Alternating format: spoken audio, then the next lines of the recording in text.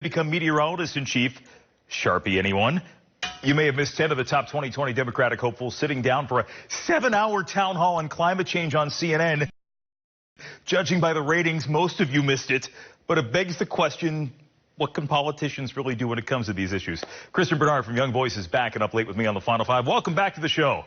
Jim, thanks for having me back. I appreciate it. Are we in the dumbest news cycle ever known to man? Because the last couple of days I keep getting up and I thought this was over and done with, and there's another map. There's something else saying I said this 5 days ago when it really was out of context. I don't know why I do it every week where I check Twitter and I'm like, this is worth devoting tons of precious brain cells to understanding, processing. You know, I found myself clicking on a link today so I could understand the federal law that President Trump may have broken when doctoring a weather report, which is apparently against the law. And I was like, what am I doing? Why am I researching this? Why is this worth my time whatsoever?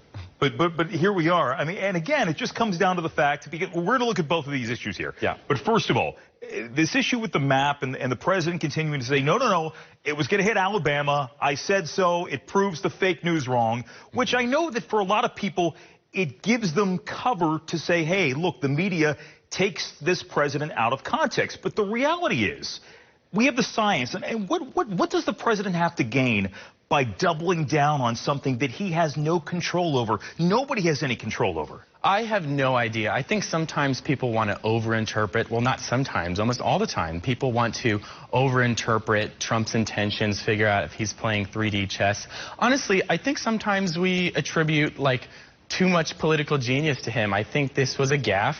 He's an old guy. He wasn't a politician for most of his life. That's why people like him. Yes, exactly. I think that people are responding. You know, the people who are responding really negatively to him are saying, oh my goodness, shouldn't we expect more of our political leaders? Well, what I'm saying is that that's what we've been saying for so long. We need to hold our political leaders to such a high standard. We've created such a cult of personality around the presidency that we got Donald Trump. It's exactly these insanely high standards that we hold political figures to that gave us the ridiculous person of Donald Trump. So we had this town hall last night, which again, it was like 7 hours. You had the top 10 of the Democratic candidates sitting down. You know, in some regards, okay, good that you're drilling down on one major topic here. But then you see, for example, I know Beto O'Rourke was saying, his 8-year-old says, look, it's unsustainable, Daddy. We can't live in El Paso much longer. And I'm thinking, okay, I don't buy that. Yeah.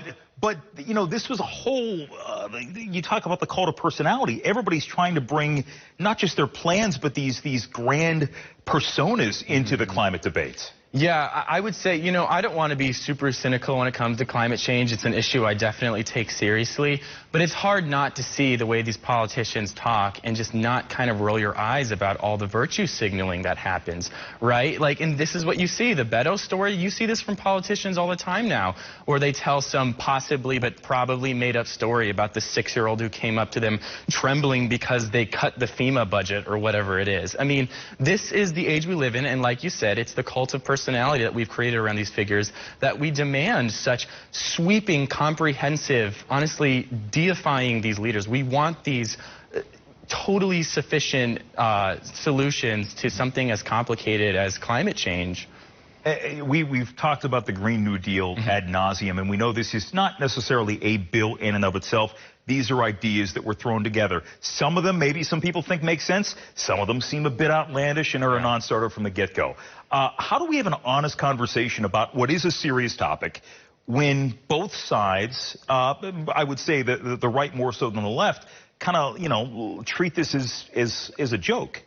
Yeah, I agree. I think that this is an issue, right? The aspirational view that all these politicians have just give people on the right so much fodder to just chalk the whole thing up and say, none of this is serious, we can't take any of this seriously, and then say, well, there's nothing to see here as far as the issue of climate change.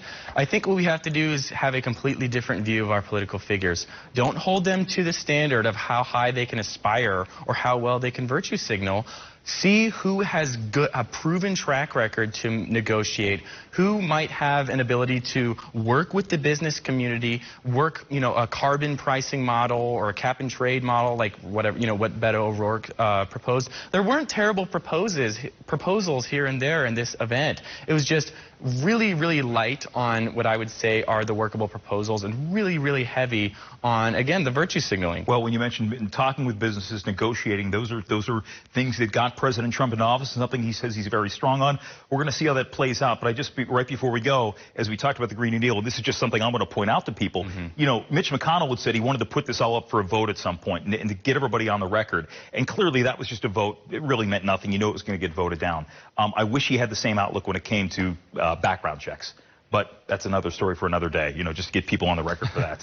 You had nothing to do with that. That was something I wanted to point it out. All right, Jim, it's fine. I'll just be here and just raise my eyebrows.